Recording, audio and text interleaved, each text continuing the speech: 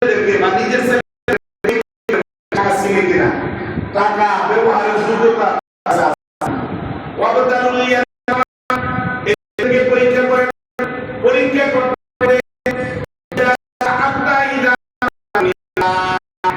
ওই এতিমের যদি বিবাহ বয়সে উপনীত হয়, এতিমরা যদি বিবাহ বয়সে উপনীত হয়, তাহলে ওই পর্যন্ত বিবাহ বয়সে উপনীত হওয়া পর্যন্ত তাদেরকে পরীক্ষা করে।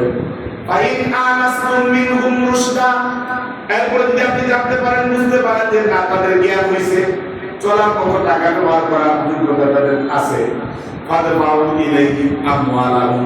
এরপরে তাদের কাছে তাদের টাকা বুঝাই দেন। কারণ এক এক সাথে চলার যোগ্যতা হয়েছে, টাকা কিভাবে ব্যবহার করতে হয় সে কি বুঝে, তখন তাদেরকে দেন। তাহলে একটা মাপটা যেহেতু বিবাহ আগ পর্যন্ত বিবাহ আগ পর্যন্ত বিবাহের পরে সে খরচটা বুঝে। এরপরে যদি না বুঝে তাহলে এটা বের কথা পিতা মাতা আপনি শিক্ষা দিলেন না কেন, বলো যে শিক্ষা দিচ্ছি এরপরে বুঝে না, আল্লাহ তারা জ্ঞান দিচ্ছে আর করবেন। তখন ওই বিবি সাথে ওইরকম বিবি আনেন যে বুঝে, তাহলে বিবি করে তারা চালাতে পারবে। فإن آنستم منهم رشدا فادفعوا إليهم أموالهم ولا تأكلوها إسرافا وبدارا أن يكبروا। তাদের এতিমের মালগুলা আপনি ইসরাফ করিয়েন না, নষ্ট করিয়েন না। এতিমের মাল নষ্ট করা যাবে না। এমনকি নিজের বাবা সম্পদ সন্তানের লাগে পরে আগে নিজে বুক বিলাস করে দিন। সন্তানের জন্য কি থাকবে, স্ত্রীর জন্য কি থাকবে, এগুলো পরে যা থাকবে তার কোনো থাকবে নেই। নিজে অপব্যয় করে, একবার এই রাষ্ট্রে বেড়াইতে যায়, ওই রাষ্ট্রে বেড়াইতে যায়, প্রাইভেট বিমান ভাড়া করে কোটি কোটি টাকা দিয়ে সব খরচ করিয়া যখন মারা যায় ছেলের হাতে একটা বাতি ধরে দিয়ে যায়। এটা বেশি। আপনি আপনার এসরাফ ছাড়া বলে যদি এত টাকা ছেলে মেয়ে নষ্ট হয়ে যাবে দান করে দেন আমার রাস্তায়, এইটা করবেন না। রাইকেও যাবে না সন্তানের জন্য, নিজে খরচ করবেন, এসরাফ করা যাবে না। আপনি ইনসাফ মোতাবেক যত টাকা নিয়ে মালিক হন, এসরাফ করার অধিকার আপনার নাই। ওয়ালা তাকুলুহা ইসরাফা, তোমরা এসরাফ করিয়া তোমরা ভক্ষণ করিও না। ওয়া বিদারান, তাড়াহুড়া করিও না টাকাগুলোর মধ্যে।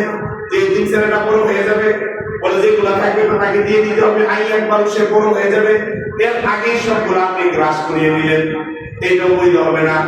অমান কানা গানিয়ান ফালিয়াস্তাফিফ, যারা এতিমদেরকে লালন পালন করে তারা যদি বড়লোক হয়, বিত্তশালী হয়, ফালিয়াস্তাফিফ, তাহলে তারা মাফ করে দিবে, মানে তারা কোনো বেতন দিতে পারবে না। ওই এতিমের সম্পদ থেকে তারা কোনো কিছু নিতে পারবে না। চাচা হোক, উস্তাদ হোক, সেও নিতে পারবে না। ওমান কানা ফাকিরান ফালিয়াকুল বিল মারুফ, আর যে দরিদ্র, বাসা বাড়ি নাই, চলার মতো দৈনন্দিন মাসের বেতন দিয়ে মাস চলে, এরকম যারা আছে, ফালিয়াকুল বিল মারুফ, তারা উত্তম ভাবে সেই টাকা থেকে ভক্ষণ করবে। কিভাবে? যে এই টাকা দিয়ে আমি তাকে লালন পালন করি, আমি একটা দায়িত্বে আছি। একটা মানুষ লালন পালন করলে দায়িত্ব থাকলে তার স্বাভাবিক একটা বেতন থাকে না, ওই বেতন তার জন্য নির্ধারণ করবে রাষ্ট্র। ফাইদা তাবাতুম ইলাইহিম আমওয়ালাহুম ফাশিদু আলাইহিম, এতিমের মাল যখন এতিমকে দিবেন তখন সাক্ষী রাখতে হবে দুইটা। তখন সাক্ষী রাখতে হবে যে আমি এতিমের মাল এতিমকে কি করতেছি, দিতেছি। এই এতিম যদি আপনার ছোট ভাই হয় তারপরে সাক্ষী রেখে তারপরে দিতে হবে। ঘরে ঘরে সমঝোতা করে নিয়ে নিতে হবে। ছোট ভাইয়ের কোনো রকম বুঝাইয়া দিয়ে দিলেন, বা বড় ভাই একটু সাদা সিধা কোনো রকম বুঝাইয়া দিয়ে দিলেন, তবে দুইজন জ্ঞান সম্পন্ন মানুষ সামনে রাখিয়া যে তারা এটা ইনসাফ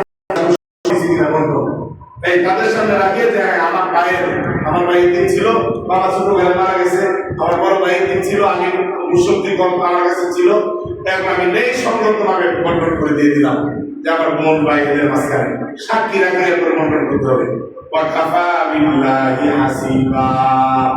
এবং আল্লাহ তাআলাই যথেষ্ট হবেন।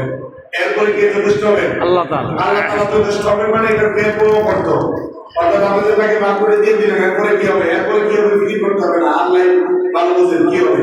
আর আমি যদি এদিক সেদিক করি ওইটার জন্য আল্লাহ যথেষ্ট। আমি যদি একটু নয় ছয় করে থাকি, এগুলো কে জানেন? এরপরে আয়াত থেকে সামনে আলোচনা চলতেছে, এগুলা এরপরে পৃষ্ঠা তো লম্বা আলোচনা আছে, আজকের এই আলোচনাগুলি না করি। আল্লাহ তাআলা আমাদেরকে যে আলোচনাগুলি এখানে হইল এগুলা সহি বুঝ সর্বপ্রথম আমাকে আমাদের যারা আলোচনা শুনি সকলকে আল্লাহ তাআলা এই সহি ব্যাখ্যা সহি তাফসীর বুঝে আল্লাহ তাআলা প্রতিনিয়ত আমল করার তৌফিক দান। আমিন। সুবহানাল্লাহি ওয়া বিহামদিহি আশহাদু আল্লা ইলাহা ইল্লা আনতা আস্তাগফিরুকা ওয়া আতুবু ইলাইক।